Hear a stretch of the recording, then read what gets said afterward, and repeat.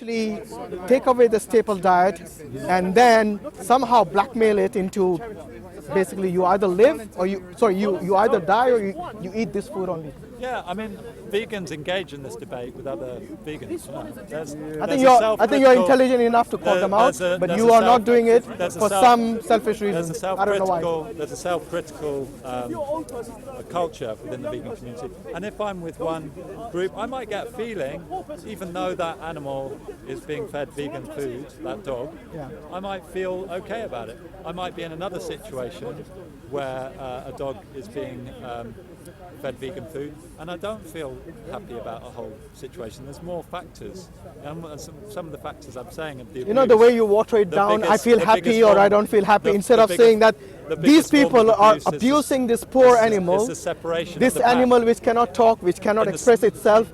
You are now saying you feel happy or not happy. I mean, you're really watering it down. Just say, you know, like the way you have been talking so critically about this monoculture. Maybe you should use the same. Look at the pet food. That's what I'm saying. What about the pet food? Look what the mainstream is. I mean, I personally don't agree with any of that. But that is not the point I'm making. Look at the pet food that the mainstream is offering. Do you think I agree with that?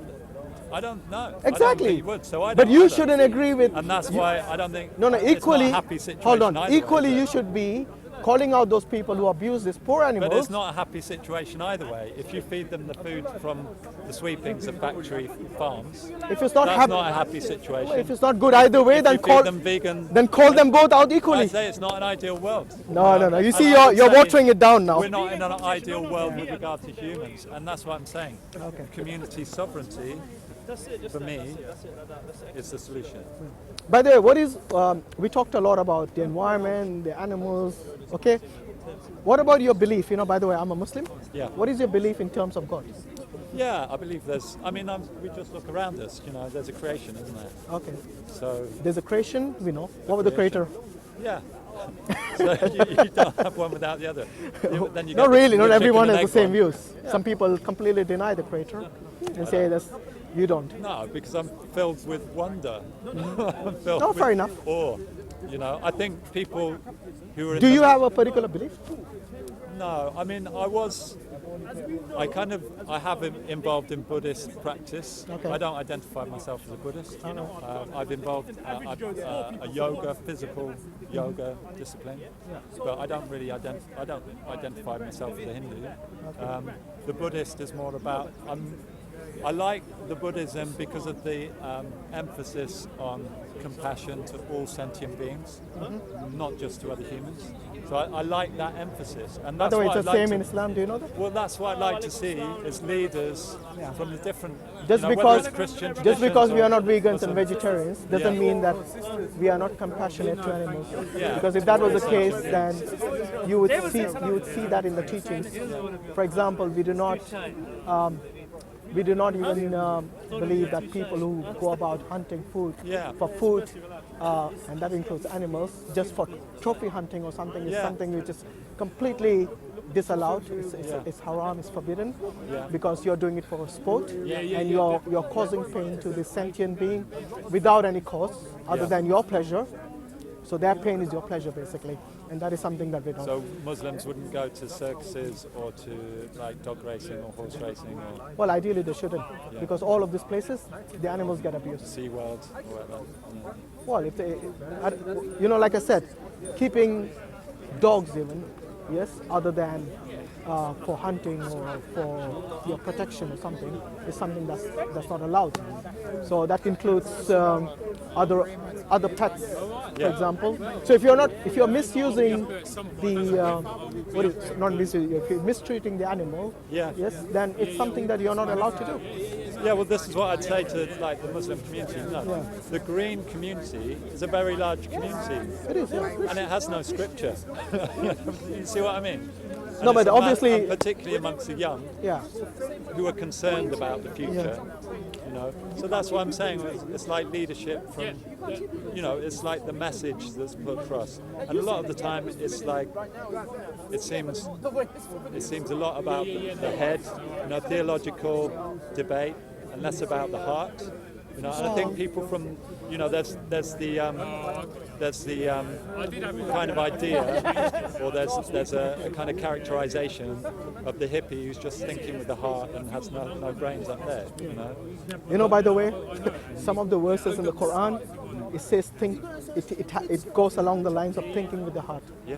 So it's not something completely disconnected with our belief. Yeah. Because at the end of the day, your heart and your mind, yes, there's a connection. And either of them we cannot ignore. So you think rationally, but at the same time, you also feel emotionally. And this is quite important. What about after you die? Do you believe there is a life after that? Oh. I have enough concerns with this life. I know, but you know, we believe that this life is temporal and the real life starts after you die. Okay. So in your temporal world, you prepare for the real world. So whatever you do here is something that's going to be, basically that's going to impact your afterlife. So there's another dimension. There's another dimension, another life after you die. It's not something like you breathe your last and that's it. But it's not like reincarnation. No, we don't believe in reincarnation.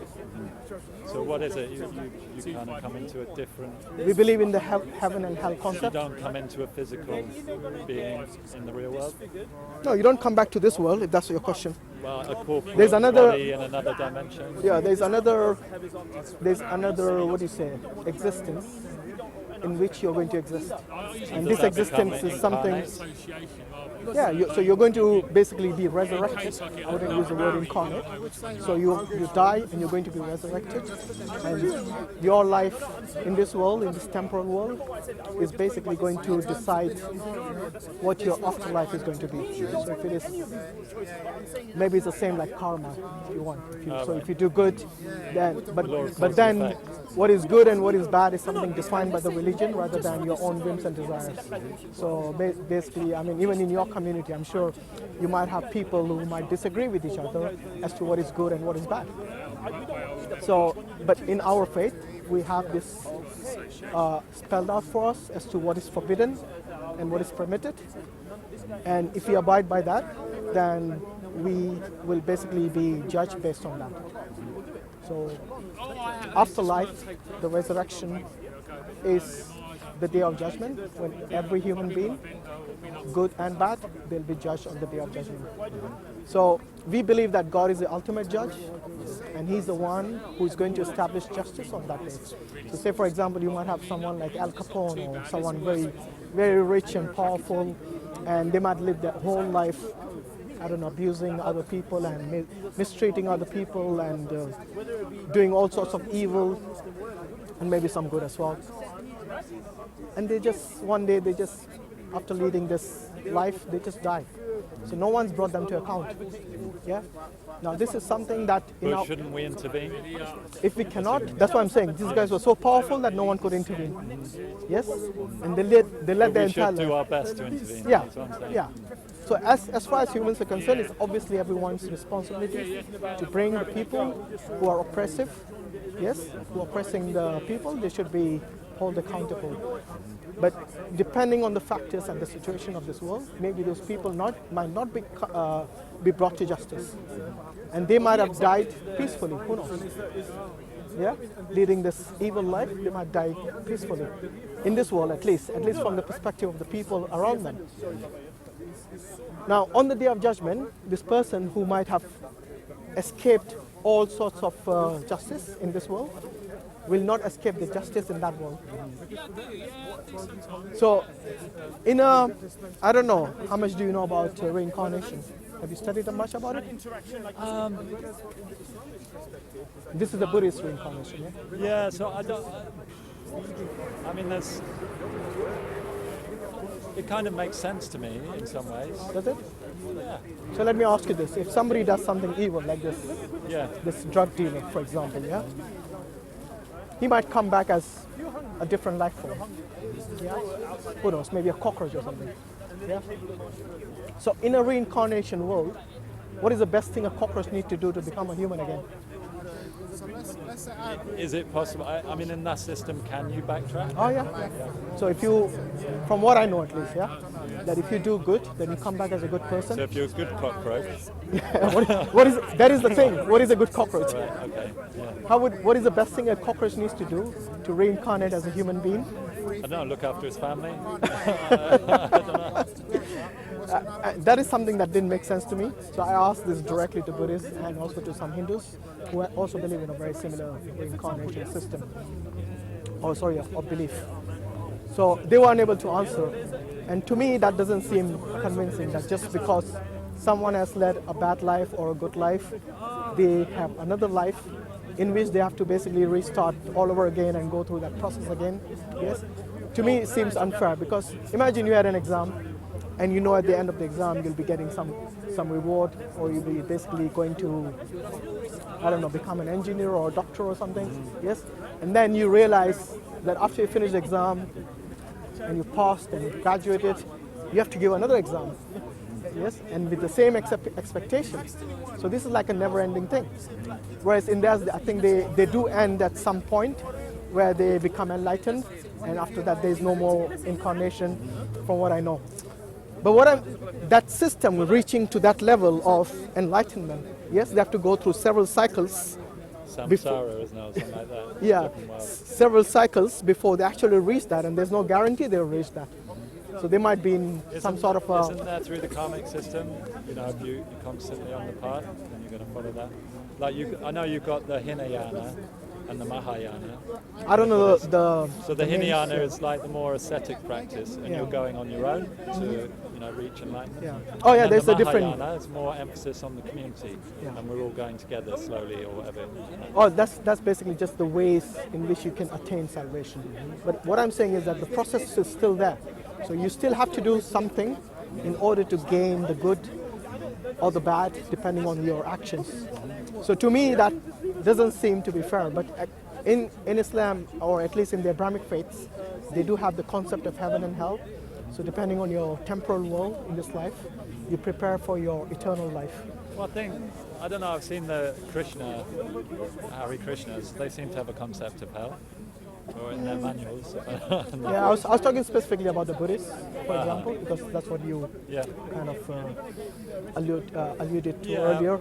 Which was more, a system of observing the body, observing the thoughts, and allowing them to pass. It's like for me, it's like a good relaxation. Have you looked into Islam? When I was younger, I used to read stuff, and I've read bits of the Quran. Okay. And there's a lot of funny stories. Like when Jesus was born, he came out of the womb speaking, or something like this. Yeah, that's one of the miracles of Jesus. Yeah, well, so in the Bible, the first miracle is converting water to wine. In Quran, Jesus' first miracle was to speak in the cradle. Yeah. But there's a reason for that. Do you know why he spoke in the cradle? It was basically during the time of Jesus. During the Jewish, the Jewish community, they were quite conservative. So, because Jesus was born miraculously, the community did not believe that his mother was telling the truth. Obviously, so even if she protested and said, "No, this is Jesus was miraculously given to me by God," yes, they wouldn't believe her. Do you think there was a heavy stigma on that? No, not only stigma. There was actually a death penalty at the end if they were not convinced. So she would be stoned to death. So it's more than just a stigma. Yeah, exactly. So this was a life and death situation. So obviously, because we believe that Jesus was born miraculously, just like the Christians do, yes, we believe that God has also given protection to his mother at a time when she is unable to defend herself. So even if she said something, they still wouldn't believe it, and they might have stoned her to death. So in order to prevent her or to protect her from that situation of stoning to death, Jesus was able to speak in the cradle. So that he would actually give testimony on behalf of his mother that I'm indeed the servant of God, and I'm the true messenger of God. And so where would that lineage of stories come from? Because that's like 700 years after, after Jesus was Well, it's the same But same it's not God, right? It's not mentioned in the Bible, that. No, but that's what I'm saying. It doesn't mean that just because it came 600 or 700 years after Jesus, because at the end of the day, the story of Adam came thousands or hundreds of thousands of years after Adam. In the Quran, that they got different stories about Adam than what they do in the Bible. Yeah. Like, for example, Adam and Eve. Eve specifically is blamed in the Bible, but in the Quran, both of them are equally blamed for the fall in the paradise. So yes, because we believe that the source is the same, and over time these books have been corrupted until the last messenger Muhammad, who said that that what is true from them and what is the falsehood. He basically clarified that situation, and that's the reason the Quran is called Al-Muhaymin. So it's something that distinguishes the falsehood from the truth. And so it doesn't matter if it came 600, 700, because if it's the same God, then he should be able to narrate the story even after hundreds of thousands of years, like in the case of Adam. Yes, Moses brought the story of Adam after hundreds of thousands of years. Now, the same situation, the same concept can be applied to Muhammad, who came 600 years after Jesus. Why can't God, who knows everything, tell Muhammad what really happened? Like, for example, the crucifixion is one story that the Christians believe as to be true, but the Muslims don't. So Muhammad could have easily said, if he was a con man, he could have easily said, oh, we believe in the crucifixion and we believe in Jesus to be the Messiah. Yes, then he would have more converts to Islam from Christianity, because that would be ideal, isn't it, for him? But he didn't, because what really matters in our faith is the honesty and the truth. And the truth was his mightiest messenger, Jesus, and the Messiah, which we as Muslims accept. It's not someone who was killed during the crucifixion. And so this truth had to be told, and this was told by Muhammad after 600 years. But do they believe he was put on the cross? No. Because the Quran very clearly says that he was neither crucified nor killed. And crucified means the whole process of crucifixion, including the putting on the cross. So yeah, I mean, if you have a chance, I don't know, if you do you have a copy of the Quran? I did do. I don't think I have anymore. Okay. If you want, I can give you a free copy. That'd be interesting. Will I have about 2 copies, yeah? Yeah, sure. You as well. It's a free copy, I hope my friend is still here, the one who's carrying it around. I don't want to go in the reasons why, but I'm You're ex? Muslim, yeah? Oh, doesn't matter. Maybe even ex-Muslim deserves a chance to read the Quran again. Yeah, but well done.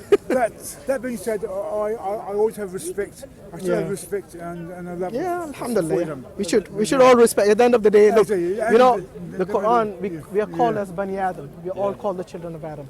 So regardless of your faith, your background, whatever, we as Muslims, we should respect everyone, and we have to. In fact, in the Quran, Allah even says that the people do not basically talk offensively about their gods of the other people, because then they will turn back and curse your God.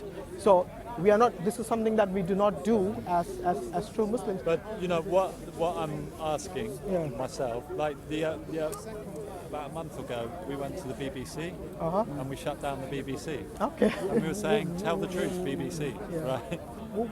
And this is what we're asking also, is as the Green Movement, we're asking for some leadership on green issues. I guess this is why I'm down here, and why I've invited Extinction Rebellion to come in 2 weeks' time, and we'll be identified by wearing the jackets, and we'll have our wheelie bins with containers of hot drinks, so that we can have hot drinks and all that kind of stuff, and that kind of action, and just say, look, it'll be good to listen to them. maybe you'd like to join, because the Extinction Rebellion, this is an outreach coming down here, but the Extinction Rebellion is going to kick off again in April. That's what the core organisers, they've got the most. They might want to change the name or something, because. And the invitation is for people to come, and sit on a bridge with us, because the accusation levelled at the Extinction Rebellion, it's just another all white, middle class, a Guardian reading phenomenon. But what we'd like to see It's diversity of people. No, we've also concerns as a Muslim community for the environment and for God's creation. We, the Christians, we've also got concerns about the environment, which there already are like some white Buddhists who are coming along. But this is the invitation, and that's why we're doing the outreach in 2 weeks' time in preparation for April. Is this on a Sunday? Where is this? Yeah, 2 weeks' time today. They're coming to Speaker's Corner? Yeah. It'd be good to speak to them, yeah, definitely. Yeah, they'll be identified by the jackets that say Extinction Rebellion, and there'll be the invitation from I would advise them to change the name maybe. Because the Extinction term, Rebellion. not the term extinction, maybe the term rebellion is kind of negative connotation. Yeah, People don't like non-violent direct action. Yeah, I know. But you know how it is. even the UN, advising civil disobedience on the subject. Well, the UN is another organization, Just like the National